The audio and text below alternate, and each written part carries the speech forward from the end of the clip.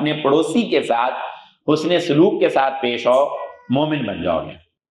اور فرمایا کہ وَأَحَبَّ لِلنَّاسِ مَا تُحِبُّ لِنَفْسِكَ، کہ لوگوں کے لیے وہی چیز پسند کرو جو تم اپنے لیے پسند کرتے ہو۔ اور ایک روایت میں یہ فرمایا کہ جو کچھ لوگوں کے پاس ہے اس سے تم بے پرواہ ہو جاؤ، لوگ تم سے محبت کرنے لگیں گے۔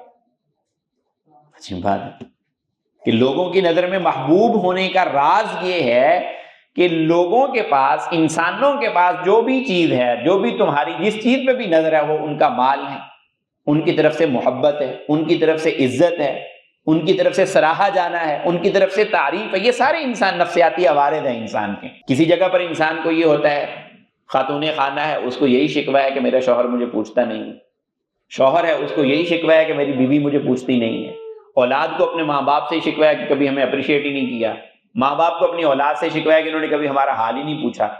ان چیزوں سے بھی اپنے آپ کو بے پرواہ کر لو۔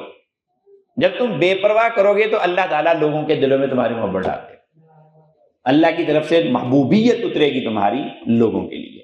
تو بہرحال یہ بڑی ایک خوبصورت اور بہت ہی جامع نصیحت ہے نبی کریم صلی اللہ علیہ وسلم کی، جو میں نے اس وقت آپ حضرات کے سامنے رکھی ہے۔